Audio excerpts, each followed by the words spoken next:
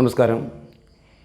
S square അക്കാഡമിയുടെ online video ക്ലാസ്സിലേക്ക് എല്ലാ കുട്ടികളെയും സ്വാഗതം ചെയ്യുന്നു. എൻ്റെ പേര് ശ്രീരാജ്. ഞാനിന്നിവിടെ പഠിപ്പിക്കാൻ പോകുന്ന സബ്ജക്റ്റ് +2 ഫിസിക്സ് ആണ്. +2 ഫിസിക്സിൽ 10 യൂണിറ്റുകളിലായി 15 ചാപ്റ്ററുകളാണ് നിങ്ങൾക്ക് പഠിക്കുവാനുള്ളത്. 10 യൂണിറ്റുകളിലായി 15 ചാപ്റ്ററുകൾ നിങ്ങൾക്ക് പഠിക്കേണ്ടതായിട്ടുണ്ട്. ഈ 15 ചാപ്റ്ററുകളിൽ നിന്നാണ് ഫൈനൽ എക്സാമിന് 60 മാർക്ക് ചോദ്യങ്ങളുണ്ടാകുന്നത്. നമുക്ക് ഏതൊക്കെയാണ് ചാപ്റ്ററുകളെന്ന് പരിചയപ്പെടാം. ഒന്നാമത്തെ ചാപ്റ്ററിൻ്റെ പേരാണ് electric charges and field. Electric charges and field. Electric charges and field, അതായത് ഇലക്ട്രിക് ചാർജുകളെക്കുറിച്ചും ആ ചാർജ് മുഖാന്തരം ഉണ്ടാകുന്ന ഫീൽഡ് എന്നിവയെക്കുറിച്ച് പഠിക്കുന്ന ഒരു ചാപ്റ്ററാണ് ഫസ്റ്റ് ചാപ്റ്റർ. ഇതിനോടനുബന്ധിച്ച് തന്നെ വരുന്ന രണ്ടാമത്തെ ചാപ്റ്റർ വരുന്നത് electrostatic potential and capacitance. Electrostatic potential and capacitance. രണ്ടാമത്തെ ചാപ്റ്ററിൻ്റെ പേരാണ് ഇലക്ട്രോസ്റ്റാറ്റിക് പൊട്ടൻഷ്യൽ ആൻഡ് കപ്പാസിറ്റൻസ്. മൂന്നാമത്തെ ചാപ്റ്ററാണ് കറണ്ട് ഇലക്ട്രിസിറ്റി. മൂന്നാമത്തെ ചാപ്റ്ററാണ് കറണ്ട് ഇലക്ട്രിസിറ്റി. ഇലക്ട്രിസിറ്റിയുമായി ബന്ധപ്പെട്ട കുറേ ഭാഗങ്ങൾ പഠിക്കുന്നു. നാലാമത്തെ ചാപ്റ്ററാണ് മൂവിങ് ചാർജസ് ആൻഡ് മാഗ്നറ്റിസം.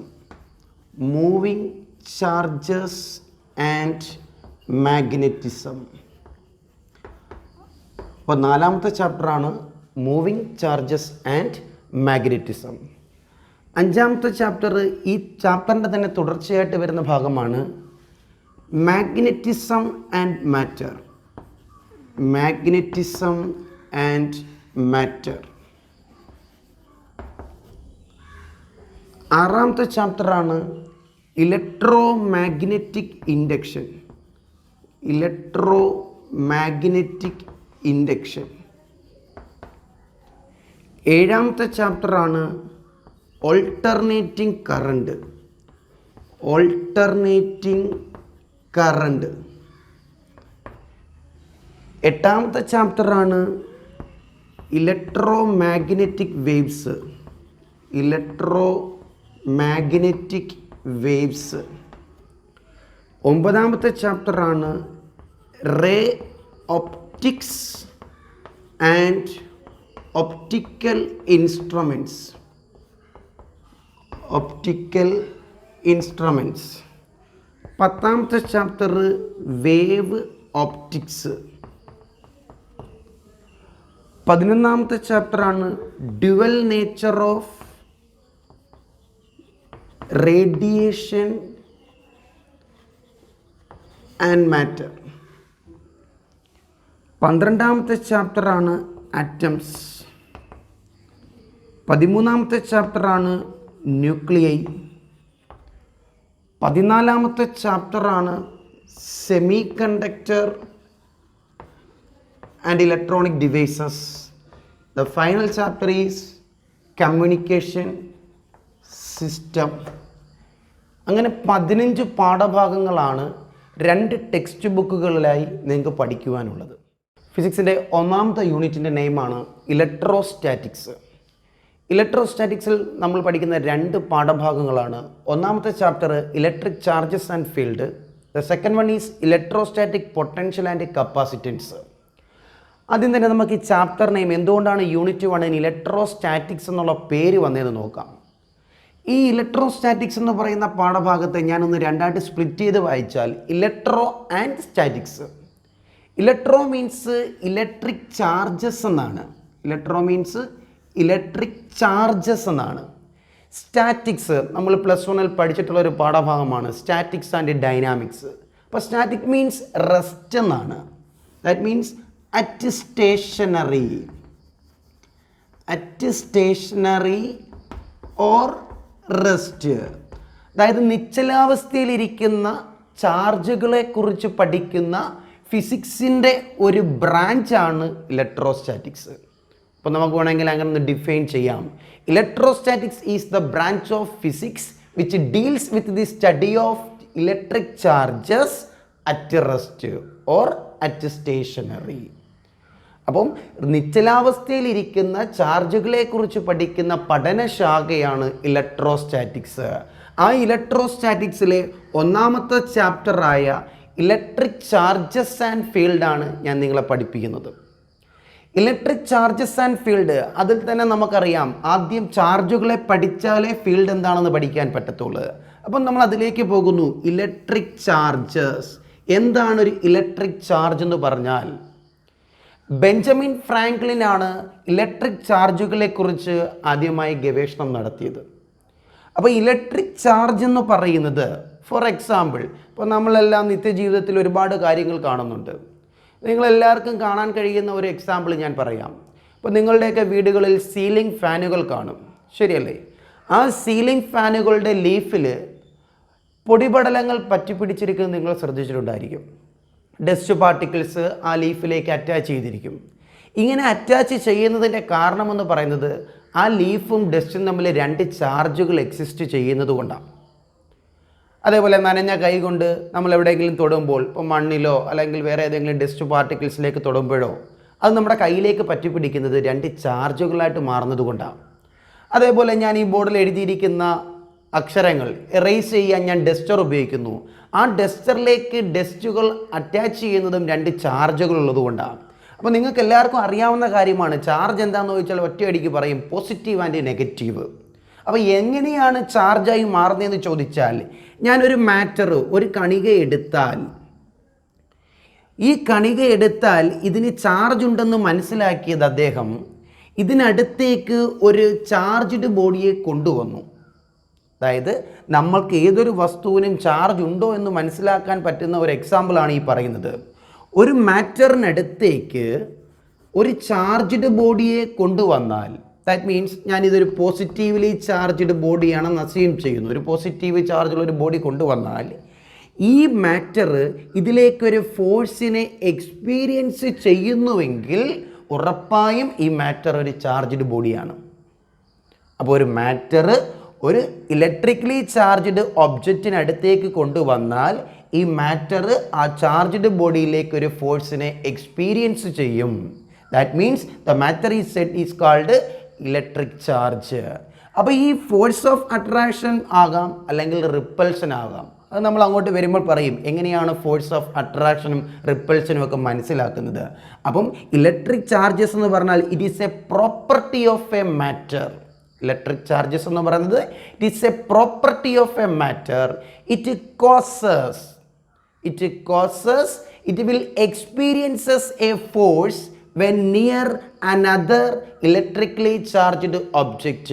മറ്റൊരു ഇലക്ട്രിക്കലി ചാർജ്ഡ് ഒബ്ജക്റ്റ് മാറ്ററിനടുത്തേക്ക് കൊണ്ടുവരുമ്പോൾ ആ മാറ്റർ ഇലക്ട്രിക്കലി ചാർജ്ഡ് ബോഡിയിലേക്ക് ഒരു ഫോഴ്സിനെ എക്സ്പീരിയൻസ് ചെയ്യുന്നുവെങ്കിൽ ആ മാറ്റർ എന്ന് പറയുന്നത് ഒരു ചാർജ്ഡ് ബോഡിയാണ്. അതാണ് ഇലക്ട്രിക് ചാർജസ് എന്ന് പറയുന്നത്. ഇലക്ട്രിക് ചാർജസിനെ സൂചിപ്പിക്കുന്ന അക്ഷരം ക്യാപിറ്റൽ ലെറ്റർ ക്യൂ ആണ്. ചാർജിനെ റെപ്രസെൻ്റ് ചെയ്യാൻ ഫിസിക്സിൽ ഉപയോഗിക്കുന്നത് ക്യാപിറ്റൽ ലെറ്റർ ക്യൂ ആണ്. അതുപോലെ ഇൻഡിവിജ്വൽ ചാർജസിനെ റെപ്രസെൻ്റ് ചെയ്യാൻ ഉപയോഗിക്കുന്നത് സ്മാൾ ലെറ്റർ ക്യൂ ആണ്. ദാറ്റ് മീൻസ് നമുക്കൊരു ക്ലാസ് ഉണ്ടെങ്കിൽ ആ ക്ലാസ്സിലെ ടോട്ടൽ, അതായത് ഇപ്പോൾ +2 സയൻസ് എന്ന് പറയുന്നൊരു ക്ലാസ് എടുത്താൽ അപ്പോൾ നിങ്ങളുടെ ലേബൽ എന്ന് പറയുന്നതാണ് +2 സയൻസ് ക്ലാസ് എന്ന് പറയുന്നത്. അതേപോലെ ടോട്ടൽ ചാർജ് ഓഫ് ദി സിസ്റ്റത്തെ റെപ്രസെൻ്റ് ചെയ്യുന്ന ലെറ്ററാണ് capital letter Q. Total charge of the system. ആ +2 സയൻസ് ക്ലാസ്സിലെ ഓരോ കുട്ടികളും എടുത്താൽ ഓരോരുത്തരും വ്യത്യസ്തമാണ്, ശരിയല്ലേ? ഓരോരുത്തർക്കും ഓരോ പേരുകളുണ്ട്. അതേപോലെ സിസ്റ്റത്തിനുള്ളിലെ ഇൻഡിവിജ്വൽ ചാർജസിനെ നമുക്ക് Q1, Q2, Q3 എക്സെട്ര എന്നിങ്ങനെ മാർക്ക് ചെയ്യാം. അപ്പോൾ ടോട്ടൽ ചാർജ് ഓഫ് ദി സിസ്റ്റത്തിൻ്റെ ചാർജിനെ റെപ്രസെൻ്റ് ചെയ്യുന്നത് ക്യാപിറ്റൽ ലെറ്റർ ക്യൂ ആണെങ്കിൽ ഇൻഡിവിജ്വൽ ചാർജസിനെ റെപ്രസെൻ്റ് ചെയ്യാനാണ് സ്മാൾ ലെറ്റർ ക്യൂ നമ്മൾ ഉപയോഗിക്കുന്നത്. ക്ലിയർ ആയല്ലോ? അപ്പോൾ ടോട്ടൽ ചാർജ് ഓഫ് ദി സിസ്റ്റത്തെ റെപ്രസെൻ്റ് ചെയ്യുന്നത് ക്യാപിറ്റൽ ലെറ്റർ ക്യൂവും ഇൻഡിവിജ്വൽ ചാർജ് ഓഫ് ദി സിസ്റ്റത്തെ റെപ്രസെൻ്റ് ചെയ്യുന്നത് സ്മാൾ ലെറ്റർ ക്യൂവുമാണ്. ഇനി മറ്റൊരു രീതിയിൽ നമ്മൾ ഇതിനെ ഒന്ന് ഡിഫൈൻ ചെയ്താൽ, ഇലക്ട്രിക് ചാർജ് 10ാം ക്ലാസ്സിൽ നമ്മൾ പഠിച്ചിട്ടുള്ള ഒരു സമവാക്യമാണ് I is equal to Q by T. അതായത് ഇലക്ട്രിക് കറണ്ടിൻ്റെ ഒരു ഡെഫിനിഷൻ അനുസരിച്ച് ഇലക്ട്രിക് കറണ്ട് എന്ന് പറയുന്നത് യൂണിറ്റ് സമയത്തിൽ ഒഴുകുന്ന ചാർജുകളുടെ അളവാണ് electric current. The time rate of change of electric charge is called electric current എന്ന, അല്ലെങ്കിൽ ഇലക്ട്രിസിറ്റി എന്ന. ഇവിടെ നിന്നും Q is equal to formula create ചെയ്താൽ പ്രോഡക്റ്റായി കിട്ടും IT, product of current and time. ഇങ്ങനെയും നമുക്ക് വേണമെങ്കിൽ ഇലക്ട്രിക് ചാർജിന് ഒരു ഡെഫിനിഷൻ കൊടുക്കാൻ കഴിയുന്നതാ. It is the product of current and time. Electric charge is equal to the product of current and time. ഇവിടെ നിന്ന് നമ്മൾ യൂണിറ്റ് നോക്കിയാൽ, that means SI unit, electric ചാർജിൻ്റെ SI യൂണിറ്റ് നോക്കിയാൽ കറണ്ടിൻ്റെ യൂണിറ്റ് ആംപിയർ, ടൈമിൻ്റെ യൂണിറ്റ് സെക്കൻഡ്. അപ്പോൾ electric ചാർജിൻ്റെ യൂണിറ്റാണ് ആംപിയർ സെക്കൻഡ്. ഇലക്ട്രിക് ചാർജിൻ്റെ യൂണിറ്റാണ് ആംപിയർ സെക്കൻഡ്. ഈ ആംപിയർ സെക്കൻഡിനെ അറിയപ്പെടുന്നതാണ് കൂളോംബ്. ഇലക്ട്രിക് ചാർജിനെ റെപ്രസെൻ്റ് ചെയ്യുന്ന യൂണിറ്റാണ് SI unit of electric charge. SI unit of electric charge ആണ് coulomb. Charles Augustin de Coulomb ആണ് ഇലക്ട്രിക് ചാർജിന് SI യൂണിറ്റ് ആയിട്ട് കൂളോംബ് എന്ന് കൊടുത്തത്. അദ്ദേഹത്തിൻ്റെ പേരിനോട് ചേർത്ത് തന്നെയാണ് യൂണിറ്റിനെ റെപ്രസെൻ്റ് ചെയ്തിരിക്കുന്നത്. സൂചിപ്പിക്കുന്ന അക്ഷരം C ആണ്, കൂളോംബ്. ഇലക്ട്രിക് ചാർജിൻ്റെ യൂണിറ്റ് കൂളോംബ്. ആംപിയർ സെക്കൻഡ് എന്നുള്ളത് മറന്നേക്കുക. അപ്പോൾ നമുക്ക് ഈ ചാപ്റ്ററിൽ മുഴുവനായിട്ടും ഇലക്ട്രിക് ചാർജസിൻ്റെ യൂണിറ്റ് ചോദിച്ചു കഴിഞ്ഞാൽ ഒറ്റ യൂണിറ്റിലേക്ക് പോകുക, കൂളോംബ്. ഇലക്ട്രിക് ചാർജിൻ്റെ യൂണിറ്റ് എന്ന് പറയുന്നത് കൂളോംബ് ആണ്. ഇനി നമുക്ക് ഇലക്ട്രിക് ചാർജുകളുടെ പ്രോപ്പർട്ടീസിലേക്ക് പോകാം. എന്താണ് ഇലക്ട്രിക് ചാർജുകൾക്കുണ്ടാകുന്ന പ്രോപ്പർട്ടീസ് അഥവാ ക്യാരക്ടറിസ്റ്റിക്സ്? പ്രോപ്പർട്ടീസ് അഥവാ ക്യാരക്ടറിസ്റ്റിക്സ് എന്താണെന്ന് നോക്കാം. ഒന്നാമത്തെ പ്രോപ്പർട്ടി എന്ന് പറയുന്നത്, ഫസ്റ്റ് പ്രോപ്പർട്ടി എന്ന് പറയുന്നത്, electric charges is a scalar quantity. Electric charges എന്ന് പറയുന്നത് സ്കെയിലാർ ആണ്. That means only magnitude. എന്ത് മാത്രമേ കാണത്തുള്ളൂ? മാഗ്നിറ്റ്യൂഡ് മാത്രമേ കാണത്തുള്ളൂ. ഡയറക്ഷൻ ഉണ്ടാവില്ല.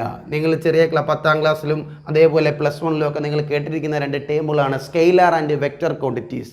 ഫിസിക്കൽ ക്വാണ്ടിറ്റീസ് പഠിക്കുമ്പോൾ പഠിച്ചിട്ടുള്ള 2 ടേമുകളാണ് സ്കെയിലാർ ആൻഡ് വെക്റ്റർ. അപ്പോൾ സ്കെയിലാർ എന്ന് പറയുന്നത് ഓൺലി മാഗ്നിറ്റ്യൂഡ്. അപ്പോൾ നമുക്കിതിന് മാഗ്നിറ്റ്യൂഡ് മാത്രമേ ഉള്ളൂ, ഡയറക്ഷൻ ഇല്ല. അതിൽ നിന്ന് തന്നെ പഠിക്കാവുന്ന രണ്ടാമത്തെ പോയിൻ്റാണ് ഇലക്ട്രിക് ചാർജ് ഈസ് ഇൻവേരിയൻറ്റ്.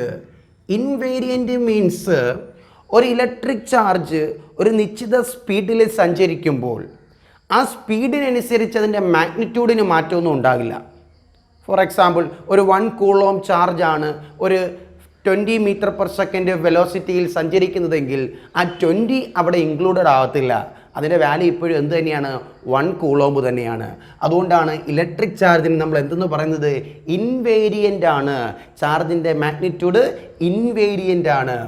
മൂന്നാമത്തെ പ്രോപ്പർട്ടി എന്ന് പറയുന്നത് the smallest amount of charge, the smallest amount of free charge, the smallest amount of free charge is equal to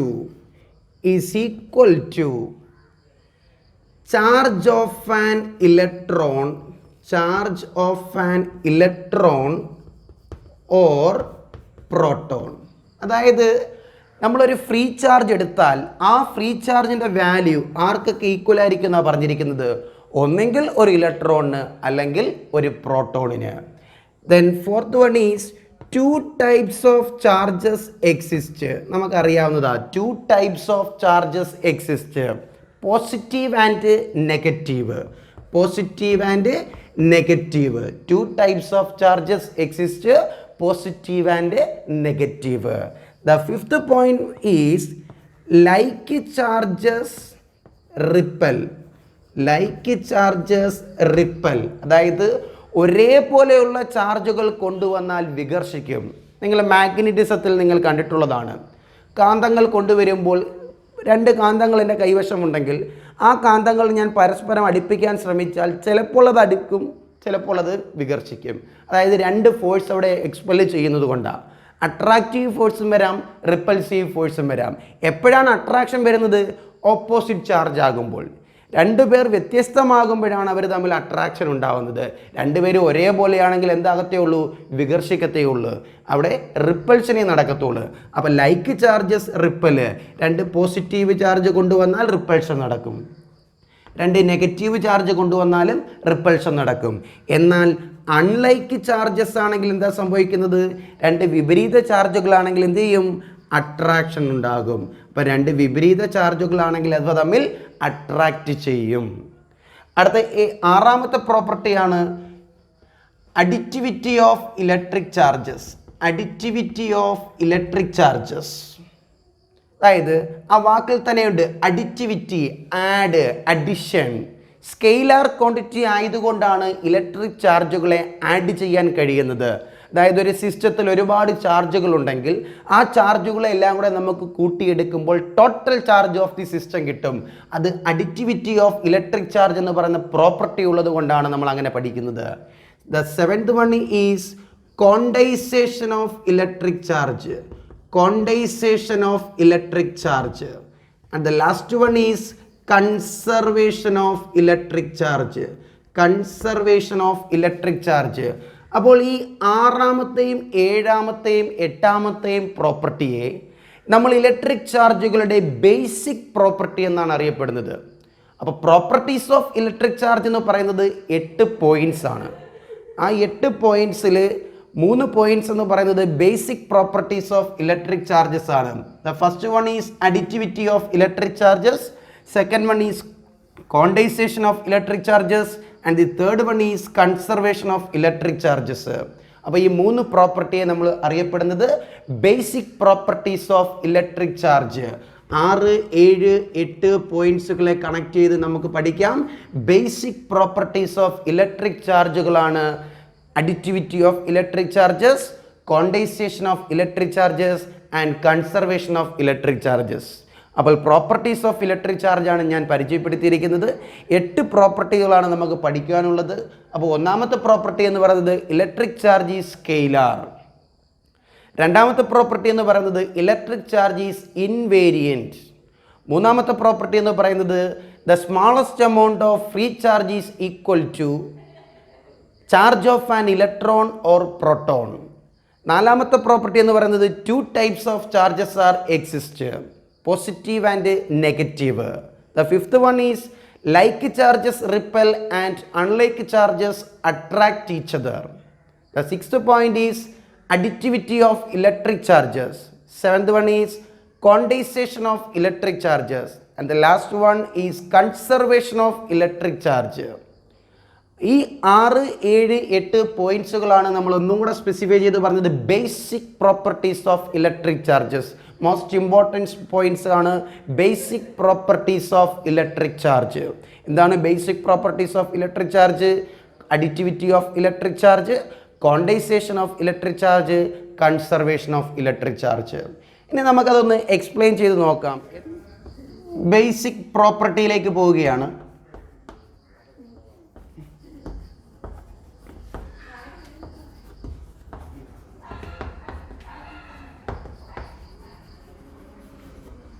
basic property of electric ചാർജിലെ ഒന്നാമത്തെ പോയിന്റ് ആയിരുന്നു additivity of electric charge. Additivity of electric charge. Additivity of electric charge നമുക്ക് നോക്കാം. എന്താണ് additivity of electric charge എന്ന് പറയുന്നത്? For example, ഞാനൊരു system എടുത്തു. ഇതൊരു സിസ്റ്റം ആണെങ്കിൽ ഇതിനകത്തുള്ള ഒരുപാട് ചാർജുകൾ ഞാൻ എഴുതിയാണ്. +1 കൂളോംബ്, +2 കൂളോംബ് എന്ന് പറയുന്ന മറ്റൊരു ചാർജ്, അതേപോലെ +3 കൂളോംബിൽ മറ്റൊരു ചാർജ്, -4 കൂളോംബിൽ മറ്റൊരു ചാർജ്. അതായത് 4 ചാർജുകളെ ഞാൻ എടുത്തു. ഞാൻ നേരത്തെ പറഞ്ഞായിരുന്നു ഒരു സിസ്റ്റത്തിലെ ഇൻഡിവിജ്വൽ ചാർജസിനെ സ്മാൾ ലെറ്റർ ക്യൂ കൊണ്ട് റെപ്രസെൻ്റ് ചെയ്യാം. അങ്ങനെയാണെങ്കിൽ +1 കൂളോം എന്ന് പറയുന്നത് Q1 എന്നും, +2 കൂളോം എന്ന് പറയുന്നത് Q2 എന്നും, +3 കൂളോമിനെ Q3 എന്നും, -4 കൂളോമിനെ Q4 എന്ന് റെപ്രസെൻ്റ് ചെയ്താൽ ഈ സിസ്റ്റത്തിലെ ടോട്ടൽ ചാർജ് എന്ന് പറയുന്നത് ക്യാപിറ്റൽ ലെറ്റർ Q ആണ്. ദാറ്റ് മീൻസ് ഇത് നമ്മൾ ആഡ് ചെയ്യാൻ കഴിയുമെന്നാണ് നമ്മുടെ പ്രോപ്പർട്ടിയിൽ പറയുന്നത്. ഒരു സിസ്റ്റത്തിലെ ടോട്ടൽ ചാർജ് എന്ന് പറയുന്നത് ആ സിസ്റ്റത്തിലെ തന്നെ ഇൻഡിവിജ്വൽ ചാർജസിൻ്റെ സം ആയിരിക്കും. അതെന്തുകൊണ്ടാണ് അങ്ങനെ ചെയ്യാൻ പറ്റിയത്? ചാർജിൻ്റെ ഒരു പ്രോപ്പർട്ടിയാണ്, ഇറ്റ് ഈസ് എ സ്കെയിലാർ. അപ്പോൾ സ്കെയിലാർ പ്രോപ്പർട്ടി വെച്ച് നമ്മൾ ആഡ് ചെയ്താൽ +1 +2 +3 -4 എന്ന് എഴുതാം. ശരിയല്ലയോ? ആഡ് ചെയ്താൽ 1 + 2 3 3 + 3 6 6 - 4 എന്ന് പറയുന്നത് 2 ആണ്. അപ്പോൾ നമുക്ക് കിട്ടുന്ന ഫൈനൽ റിസൾട്ട് എന്ന് പറയുന്നത് +2 കൂളോം ചാർജ് ആണ് ഈ സിസ്റ്റത്തിൻ്റെ ടോട്ടൽ ചാർജ് എന്ന് പറയുന്നത്. അപ്പോൾ അഡിറ്റിവിറ്റി ഓഫ് ഇലക്ട്രിക് ചാർജ് എന്ന് പറയുന്നത് electric charge is a scalar quantity, that means only magnitude and no direction. Therefore, it can be added algebraically. അവയെ നമുക്ക് എന്ത് ചെയ്യാൻ പറ്റും? algebraically ആഡ് ചെയ്യാൻ പറ്റും. അങ്ങനെ ആഡ് ചെയ്യുന്നതാണ് ഞാനൊരു എക്സാമ്പിളായിട്ട് കാണിച്ചിരിക്കുന്നത്. ക്ലിയർ? ഓക്കെ, നെക്സ്റ്റ് വൺ, രണ്ടാമത്തെ പ്രോപ്പർട്ടിയാണ് ക്വാണ്ടൈസേഷൻ ഓഫ് ഇലക്ട്രിക് ചാർജ്. എന്താണ് ക്വാണ്ടൈസേഷൻ ഓഫ് ഇലക്ട്രിക് ചാർജ് എന്ന് നമുക്ക് നോക്കാം. Quantisation of electric charge important ആയ ഒരു പോയിന്റ്സ് ആണ്. അതിലൊരു ഇക്വേഷൻ ഉൾപ്പെടെയാണ് നമ്മൾ പഠിക്കുന്നത്. Quantization of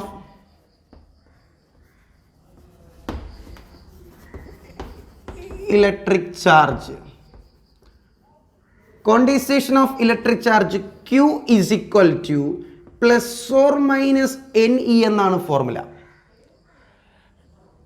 Q means total charge of the system. ശരിയല്ലേ? total charge of the system is equal to ± എന്തുകൊണ്ട് ± ആയത്? 2 types of charges exist, positive and negative. അത് ഞാൻ കൊടുത്തു. n means integer. n എന്ന് പറയുന്നത് ഒരു ഇൻഡിജർ ആണ്. e എന്ന് പറയുന്നത് ആ സിസ്റ്റത്തിലെ ഏറ്റവും ചെറിയ ചാർജായി സൂചിപ്പിക്കുന്നു. ദ സ്മാളസ്റ്റ്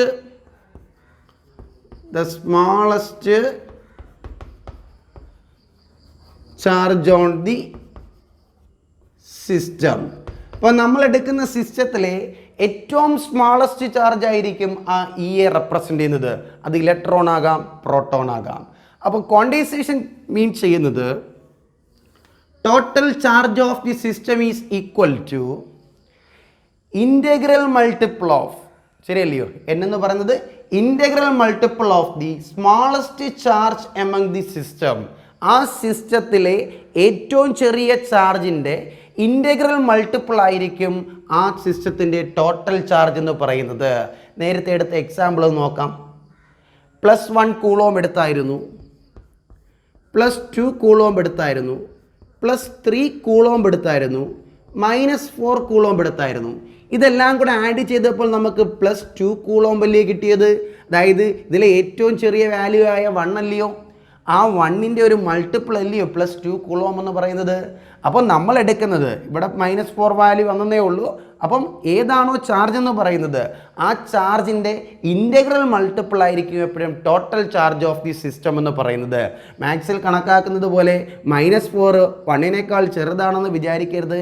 ഈ നെഗറ്റീവ് സൈൻ സൂചിപ്പിക്കുന്നത്, അതായത് ചാർജിൻ്റെ വാല്യൂ എടുത്താൽ 1.6 × 10⁻⁻19 കൂളോം ആണ് ഇലക്ട്രിക് ചാർജിൻ്റെ വാല്യൂ എന്ന് പറയുന്നത്. ഒരു ഇലക്ട്രോണിൻ്റെ വാല്യൂ എന്ന് പറയുന്നത് 1.6 × 10⁻⁻19 കൂളോം ആണ്. ആ വിലകളാണ് ഇവിടെ ഓരോ ഇടത്തും സബ്സ്റ്റിറ്റ്യൂട്ട് ചെയ്യുന്നത്. അപ്പോൾ അത് വെച്ച് പഠിക്കരുത്. അപ്പോൾ നമ്മൾ മനസ്സിലാക്കി പഠിക്കുക.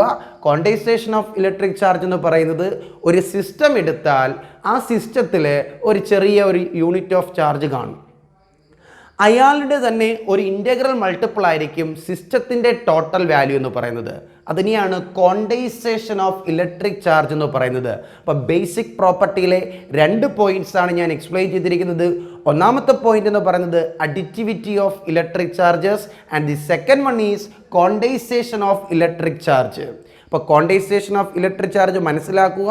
നമ്മളൊരു സിസ്റ്റം, ഒരു വ്യൂഹം എടുത്താൽ ആ വ്യൂഹത്തിലെ ഏറ്റവും ചെറിയ അംഗം ആരാണോ അയാളുടെ തന്നെ ഒരു ഇൻ്റഗ്രൽ മൾട്ടിപ്പിൾ ആയിരിക്കും ആ വ്യൂഹത്തിൻ്റെ, ദാറ്റ് മീൻസ് സിസ്റ്റത്തിൻ്റെ ടോട്ടൽ ചാർജ് എന്ന് പറയുന്നത്. മൂന്നാമത്തെ ബേസിക് പ്രോപ്പർട്ടി എല്ലാവർക്കും അറിയാവുന്നതാണ്, conservation of electric charge.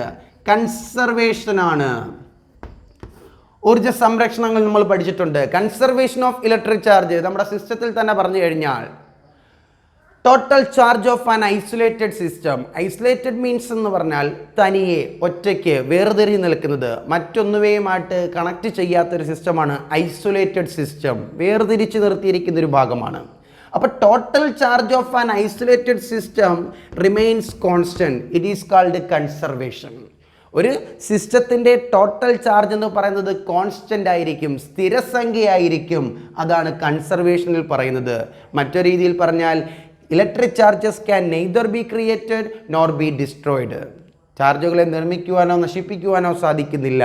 It can be transfer from one body to another. ഒരു വസ്തുവിൽ നിന്നും മറ്റൊരു വസ്തുവിലേക്ക് നമുക്ക് എന്ത് ചെയ്യാം? ട്രാൻസ്ഫർ ചെയ്യാൻ സാധിക്കും. അപ്പോൾ 3 ബേസിക് പ്രോപ്പർട്ടികളാണ് ഇലക്ട്രിക് ചാർജിനുള്ളത്.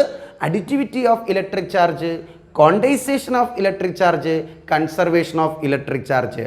അപ്പോൾ നമ്മൾ പഠിച്ചുകൊണ്ടിരിക്കുന്ന ഒന്നാമത്തെ യൂണിറ്റ് നെയിമാണ് ഇലക്ട്രോസ്റ്റാറ്റിക്സ്. ചാർജസ് അറ്റ് റെസ്റ്റ്, നിശ്ചലാവസ്ഥയിലിരിക്കുന്ന ഇലക്ട്രിക് ചാർജുകളെ കുറിച്ച് പഠിക്കുന്ന പഠനശാഖയാണ് ഇലക്ട്രോസ്റ്റാറ്റിക്സ്. ആ ഇലക്ട്രോസ്റ്റാറ്റിക്സിലെ 2 ചാപ്റ്ററുകളാണ് നമുക്ക് പഠിക്കാനുള്ളത്. ഇലക്ട്രിക് ചാർജസ് ആൻഡ് ഫീൽഡും ഇലക്ട്രോസ്റ്റാറ്റിക് പൊട്ടൻഷ്യൽ ആൻഡ് കപ്പാസിറ്റൻസും. അതിൽ ഒന്നാമത്തെ പാഠമാണ് നമ്മളിപ്പോൾ പഠിച്ചുകൊണ്ടിരിക്കുന്നത്. ആ ഒന്നാമത്തെ പാഠഭാഗത്ത് എന്താണ് ഇലക്ട്രിക് ചാർജ് എന്ന് ഞാൻ പരിചയപ്പെടുത്തി. ആ ഇലക്ട്രിക് ചാർജിൻ്റെ പ്രോപ്പർട്ടീസ് പഠിപ്പിച്ചു, അതേപോലെ ബേസിക് പ്രോപ്പർട്ടീസും പഠിപ്പിച്ചു. നന്നായിട്ട് പഠിക്കുക.